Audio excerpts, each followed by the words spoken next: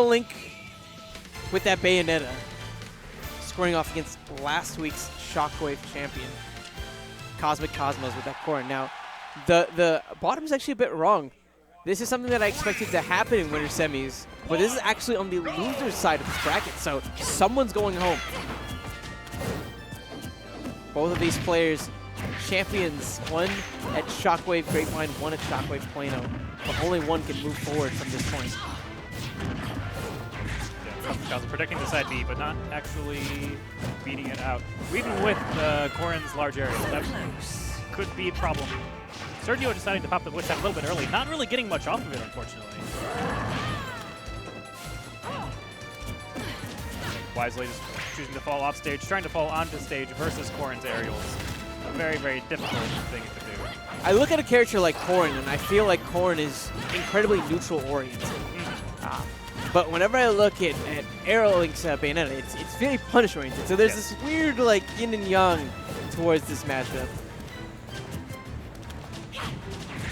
Though I feel like the large, I guess some of these longer hitboxes that Corrin possesses might make it so that AeroLink has troubles getting in.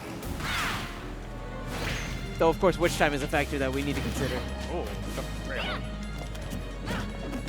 Both Witch Time will be a little bit decayed now since he's used it once and stuck already. But it is only once. He can still definitely get the kill off of the double counter coming out. And that up air will do it. Corrin's up air, very strong. Bayonetta, very light. That is one advantage Corrin will have in this matchup, is that outside of like the random Witch Time, she will have a much easier time just killing off of stray hits in neutral. Whether it be up tilt, back air, side B. Side B come out super, super fast on the ground and will kill with the forward kick if she gets the impale at around 120 against this character. And even outside of that, the like random F smashes, even like the aerial side B, if you tip with it, does 15 damage and a lot of knockback. Definitely you have to work out for it. Oh, but yeah, that is one thing, though, that can happen with the Corrin side B. If you impale them super, super close and do the forward kick, it will actually whip because the hitboxes don't start a little bit late. But that Witch Time. Ooh, and so smart from AeroLink as well, picking up on Cosmic Cosmos' tendency to go in with a lot of dares whenever he's up high. Yeah, pretty good move to fall with. Doesn't have as much end lag as some of the other dive kicks do. Cosmic Cosmos getting a down smash. Any stage control, really starting to pad this percent lead. Quick 21% off the jab combo. Starts up slower than most jabs, but gets really good damage. That's the trade-off. Cosmic Cosmos knows that he needs to choose his openings very carefully as AeroLink get right back into this game. But I feel like that sort of mentality might be hindering him a bit here, more than anything else. Simply because that was the first time, I think, in the last 30 seconds that he's gotten hit. AeroLink putting on a lot of damage, actually making this game incredibly close. Cosmic Cosmos saw the opportunity to go and get that side B. Doesn't get a whole lot off of it afterwards. An opportunity. That kick will seal the stock. So strong, so fast. The winner is Corrin. Her side B is so good. That roar, so man. Good. That roar is scary. Yes, it is. She is a dragon. Beware. I feel like her roar is so much scarier than the guy's roar. I don't know that I've heard the guy's roar. Now that you mention it. I don't know, man. It's just scary, dude. Yeah.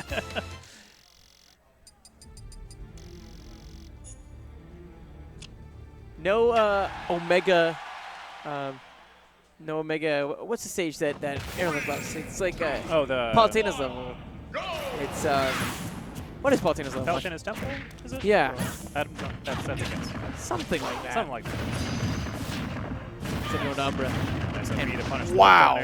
Lots of damage. So that the one tricky thing about Bayonetta's side B is if she's holding the B button, whenever she does it, she goes into guns afterwards and then goes into the launcher. It doesn't have too much end lag, and she can also do a little bit of a mix-up where whether or not she side Bs into you without the launcher or with it. And there's actually a bit of a tell. Whenever she's sliding on the ground, about halfway through she'll start firing her guns if she's going to do the follow-up. And if she's not going to do the follow-up, then she won't. And yeah, I think that's something that opponents playing against Bayonetta will have to start looking for. Oh, yeah. So you know whether or not there's going to be the follow-up whip kick, or you should just be going straight to the punish after the slide. Oh, getting the stun, and it leads perfectly to that joust. Cosmic Cosmos so good at spacing that. Cephalon having a violent reaction. Yes. next to me. Good job with that. You land versus push time. I'm not going to get too much off of it since Corrin's grabs don't lead into anything, but a little bit of damage, a little bit of stage positioning, and the degradation of the push time.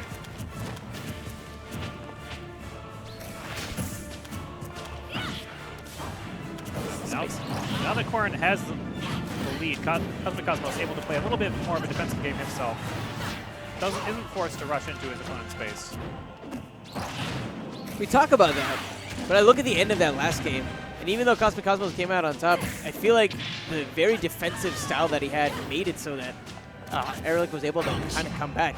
This is definitely a chance for AeroLink here. He'll be getting some nice damage, but not as much as either one of us anticipated. Yeah, too low to be getting the smash follow-ups that Bayonetta will usually want.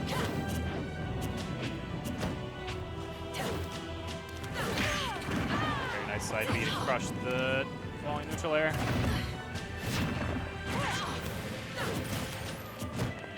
Cosmic Cosmos starting to claw ahead. Corrin's solid neutral game proving very, very difficult for AeroLink to get around. That's basic. That would have killed if that had hit.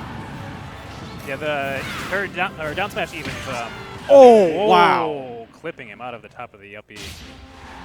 Yeah, any of the attacks that Corrin has where she turns, like, has lances, whether it be up smash, forward smash, side B, or the down smash for the kick, the tip of the lance always has a sweet spot.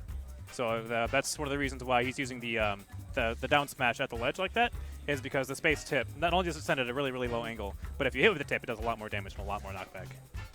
Oh, yeah. Definitely lots of tech. I want to compliment Cosmic Cosmos on how good he was at intercepting AeroLink with the side B. Off stage in particular. Yes. Two times. And both times they were so sweet to watch, if man. you land the tip off stage, your opponent is not going to make it. Hit him with a joust real quick. Yeah. No, you should hit him with the joust real quick. Just it's like you're at like a Brazilian steak place. Yeah. Bring you like all the meat.